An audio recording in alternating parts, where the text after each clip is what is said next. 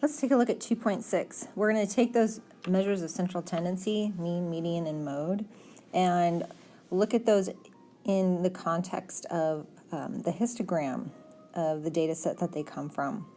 So histograms can take different shapes. So the one that we're looking at on the top of the page there, we call a histogram that looks like that symmetric, because if we kind of look at the middle of the histogram, one side looks really close to what the other side. If we folded it over that line, one side would almost completely match up with the other. Okay, what we want to kind of look into here is when we have a symmetric distribution, what's the relationship between these measures of center, the mean, median, and mode? Well, one thing that we can see right away is that the mode is right in the middle. Right, it's right in the center of the histogram. And we can identify it. It's 5. It has the highest bar in that histogram. So now let's take a look at the mean, x bar. So we can actually calculate this based on this histogram. All right, we can see that the rectangle above the 3 goes up to a frequency of 2. So we know that we have 2 3s. And the bar above 4 goes up to 4, so we have 4 4s. And it looks like we have 8 5s, 3 6s, and 2 7s.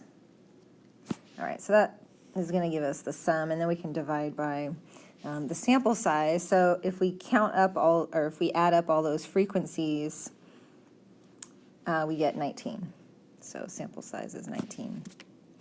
That is going to result in 94 for the sum. Divide that by 19, and the mean we get is 4.97 dot dot dot. So rounding to 1 decimal place, that actually is going to round up to 5.0. Okay, so that's our mean. And now let's look at median.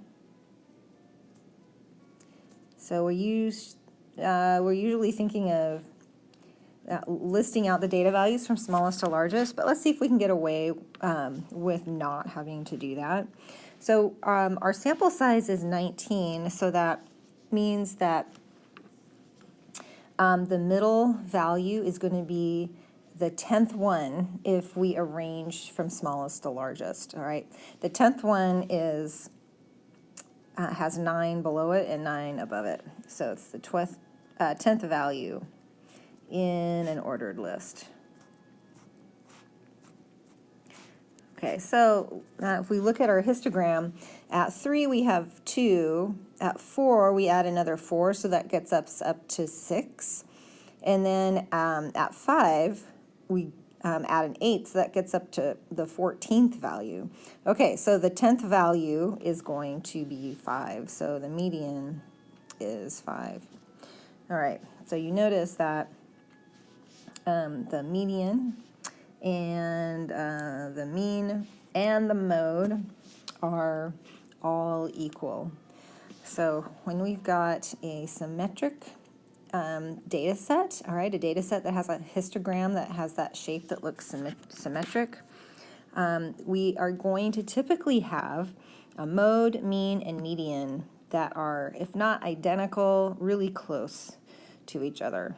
Okay, so symmetric distribution, mode, median, and mean, all about the same. Let's look at another shape. Okay, this shape of a histogram is what we call a skewed to the right. Or you may have also had that described as having positive skew. In any case, the skewness is going to match up with where the longer tail, the side that the longer tail is on. Okay, it's on the right side, so it's skewed to the right. Okay, now let's take a look at the mode, mean, and median for this histogram. So starting off with the mode.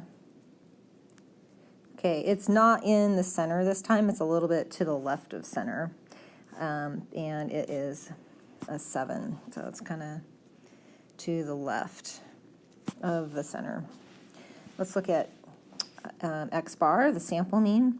So we kind of follow the same process we did prior. We'll just count up the frequency with which each of the data values shows up. So there's 1, 6, and 4 7s, 3 8s, a 9, and a 10. And count up those frequencies to get the sample size, and we're going to get 10. All right, the summing up all of those values gives us a 77, and dividing that by 10, so mean is 7.7. Okay, let's look at median. So we've got an even number. So our median is the mean of the middle two numbers. Since 10 is our sample size, then the 5th and 6th data values are the ones that we're going to average. So if we kind of go through the frequencies here, there is 1, 6, and then there are 4, 7, so that gets us up to 5. So the 5th data value is 7, and then the 6th data value is 8. So the median is going to be the average of those two, or 7.5. Now let's compare the values that we have come up with for these measures and see if we can kind of come to some way of describing their relationship when we have a right skewed histogram. Okay, so we have that the mean is greater than the median, okay? And that is typically going to be the case when we have a right skewed distribution. Okay, let's look at, okay, the third shape we want to look at is if that tail is to the left, the longer tail is to the left, that is a left skewed histogram, or you might say that it has negative skew.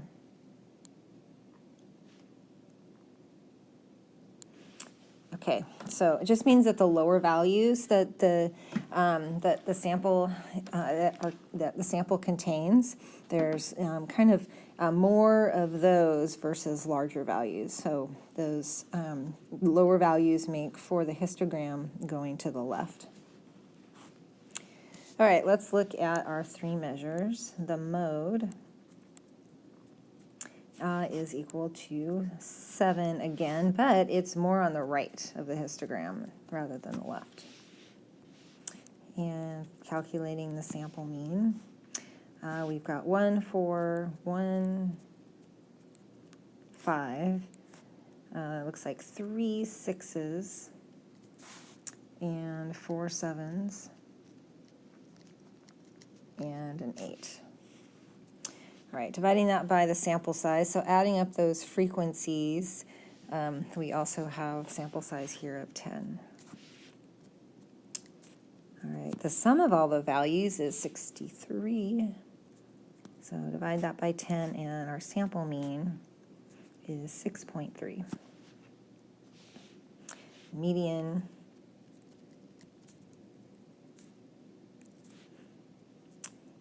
So again, we're going to want to average the 5th and 6th data values. So we have 1, 4, 2 5s, and then we've got 3 6s. So the 6th data value is a 6, and the 5th data value is a 6, and the 6th data value is a 7. So averaging those two, you get a median of 6.5. Okay, so comparing those two values, we see that we have that the X bar is less than the median, or the mean is less than the median when we have a left skewed histogram. So here's a table that just summarizes that. So symmetric, mean, median are about the same, and the mode's going to be in the middle, in the center. If it's skewed to the right or has positive skew, the mean is greater than the median, and the mode will be to the left.